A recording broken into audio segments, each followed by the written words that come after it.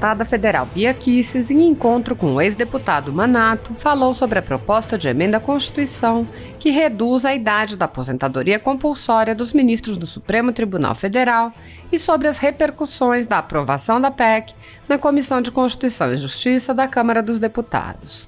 A deputada explicou que, em sua opinião, na época da aprovação, a PEC da Bengala foi oportuna porque a então presidente Dilma indicaria mais 2 ministros para o Supremo Tribunal Federal.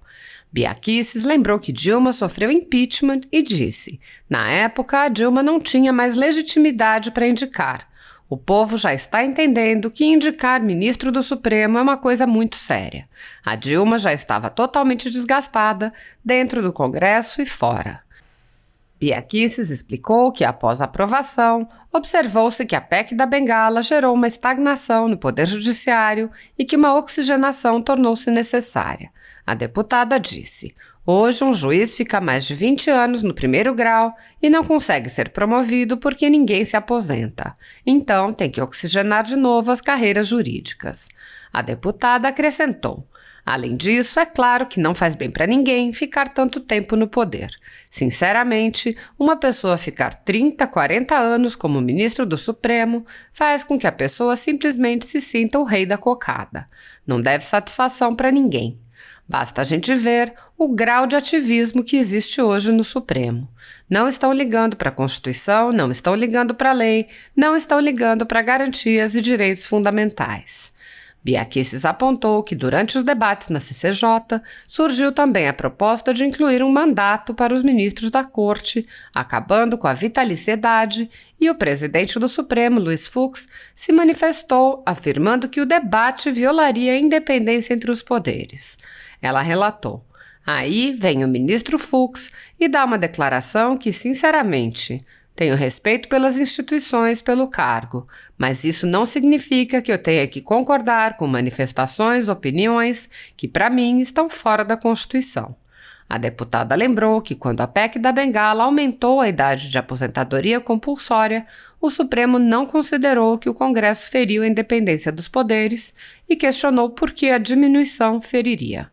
Bia Kicis perguntou: onde já se viu cogitar que a atividade parlamentar em si pode configurar violação à independência dos poderes, se é exatamente essa a função do parlamentar. Quem não pode fazer isso e tem feito legislando são exatamente alguns ministros do Supremo. A liberdade no Brasil está sob ameaça, assim como a propriedade privada, em consequência do ativismo judicial de alguns membros do Judiciário. A renda da Folha Política e de outros sites e canais conservadores está sendo confiscada a mando do ministro Luiz Felipe Salomão, ex-corregedor do Tribunal Superior Eleitoral, com o apoio e respaldo do ministro do STF, Luiz Roberto Barroso, que é também presidente do TSE.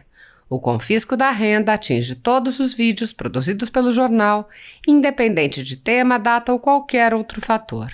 Se você apoia o trabalho da Folha Política e pode nos ajudar a manter o jornal, doe qualquer valor utilizando o QR Code que está visível na tela ou use o código PIX ajude@folhapolitica.org. Caso não utilize PIX, há a opção de transferência bancária para a conta da empresa Raposo Fernandes, disponível na descrição deste vídeo e no comentário fixado no topo.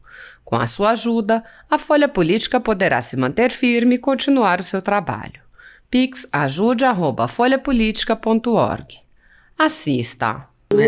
Bia, vamos falar um pouquinho da PEC da Bengala, que uns 3 ou 4 já perguntaram aqui sobre a PEC da Bengala, que você está lá. Eu sei que nós fomos enganados quando nós votamos. Quando nós votamos, o que surgiu lá quando nós votamos na PEC da Bengala? É porque com 70 anos, venderam isso para nós, com 70 anos, iam aposentar 2 e Dilma ia indicar mais 2. Então a PEC da Bengala era para prorrogar e para... Foi isso que nos venderam. Mas é verdade, porque assim, na época as pessoas me falavam, não é contraditório, o pessoal votou para aumentar para 75, isso não é oportunismo. Deixa eu dizer uma coisa para vocês.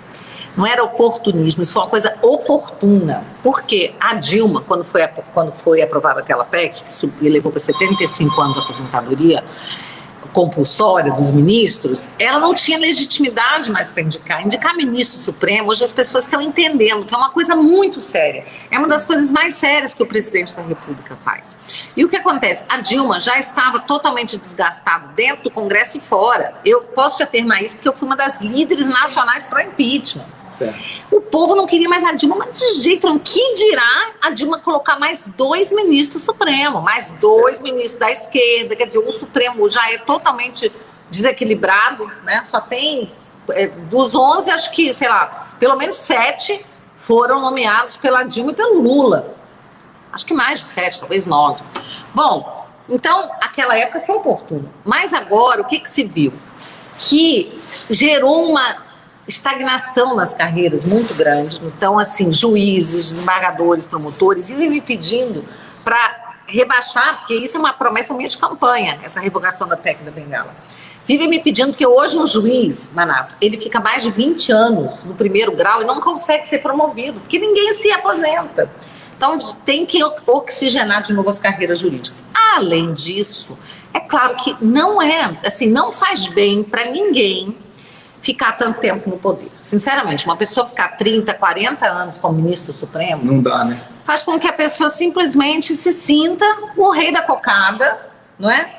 Não deve satisfação para ninguém. Basta a gente ver o grau de ativismo que existe hoje no Supremo. Certo. A Constituição, eles estão ligando muito para a Constituição. É o semipresidencialismo, né? Não estão ligando para a Constituição, não estão ligando para a lei, não estão ligando para as garantias de direitos fundamentais, né?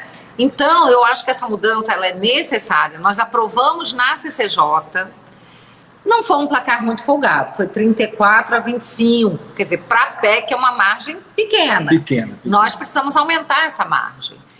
E daí as pessoas falam, mas a gente não quer fazer algo que pareça que a gente quer tirar ali o ministro Lewandowski, a ministra Rosa Weber, que já tem 73 anos. O que eu tenho dito? Gente, faz uma redação que você preveja uma transição. Então, para eles dois que já estão lá, faltam 2 anos para eles se aposentarem, deixa eles lá. Mas o importante é que isso mude para frente. E tem mais, hein? Surgiu nesse debate, que foi muito importante da CCJ, a vontade de muitos parlamentares de colocar mandato 8 anos. 8 a 10 anos para ministro do Supremo, das Cortes. Acabar com esse negócio de vitaliciedade para esses cargos. Então, isso é uma coisa muito boa, hein? A gente tem que debater isso. Aí, Manato, vem o ministro Fux, presidente do Supremo, e dá uma declaração que, sinceramente... Respeitosamente. Não, sinceramente, respeitosamente, mas sinceramente. Respeito aqui ao cargo de presidente da Corte, de ministro, tenho respeito pelas instituições, pelo cargo. Mas isso não significa que eu tenha que respeitar, que eu tenha que concordar com manifestações, com opiniões que, para mim, estão fora da Constituição. Então, ele dizer que a gente debater, reduzir a idade dos ministros de aposentadoria, fere o princípio da independência dos poderes. Não existe isso. Então, eu fiz uma postagem, uma resposta, desculpe, mas quando foi para discutir para aumentar, não feria a independência. Só quando é para reduzir que fere a independência. E outra, onde já se viu, Manato, você que foi parlamentar há tanto tempo, onde já se viu cogitar de que a atividade parlamentar em si, a essência, que é apresentar projetos de lei, de emenda à Constituição, debater esses projetos, pode configurar violação à independência dos poderes. Foi ser exatamente essa função do parlamentar. Quem não pode fazer isso e tem feito são alguns ministros do Supremo que estão legislando, né, gente? Não é isso? É verdade. Aí eu estava com o Eduardo, fomos lá na comissão com o Paulo Guedes, eu estava do lado de Eduardo, e eu vi o PT falando. O Palocci foi preso com R$1 bilhão. R$1 bilhão. Eu não sei nem contar esse dinheiro. Tá certo? Aí questionando o Paulo Guedes, que tem uma offshore declarada, tudo direitinho, no imposto de renda, no FIS, tudo direitinho. É narrativa Querido, pura. Esse povo, quando ouve falar em offshore, o que eles pensam? Mas sacanagem que eles fazem de desviar dinheiro, mandar lá para fora, desvia dinheiro de emenda, dinheiro de saúde, dinheiro de educação, o que for, não estão ligando para o povo de aposentado, aí mandam para fora, para as offshore. Só que no caso do Paulo Guedes, que é um homem distinto, corretíssimo, que, cara, ele abriu mão de muita coisa para servir ao Brasil nesse governo. Servir. Ele está servindo o Brasil. E aí ele tem tudo dele declarado, não tem nada de errado. Então, isso é que mata a esquerdalha, entendeu? Isso é que mata, que eles não aguentam, que eles ficam procurando qualquer coisa de errado e não acham, e não vão achar. Não vão achar. Aí quando fala, mas esse negócio, Bolsonaro com o Centrão, eu falei, peraí, Manato, que é deputado, que é um cara que conhece, né, como que funciona, sabe que você não faz nada se você não tiver articulação política, se não tiver maioria de votos. Então, tem que conversar com o Centrão? Sim. Né, tem que estar junto agora. Vocês viram o que aconteceu com a diretoria do Banco do Nordeste? Na hora que o Bolsonaro desconfiou que o presidente estava fazendo contratos espúrios, coisas assim, o que ele fez? Ligou na hora para o Valdemar da Costa Neto, que havia indicado. Valdemar, você está sabendo disso? O Valdemar me falou, troca, presidente, pode trocar, demitiu o presidente, a diretoria, sabe, todo mundo. Então é isso, que é interessante, né? Pegou, tá fora, meu amigo, não vai ter conversa mole, não. Basta ver o que está acontecendo nas estatais, que davam prejuízos bilionários. 34 bilhões. Lucros bilionários. 104 bilhões. Já está tudo isso. 104 bilhões. Eu ia falar 70 e pouco, 104, nem sabia que já estava tudo isso. Olha que maravilha, gente. Vê a Se você pegar, tirar 35 de prejuízo e passar para 74, é quase 109 bilhões. Maravilha, entendeu? Gente. Fantástico. Essa é a conta.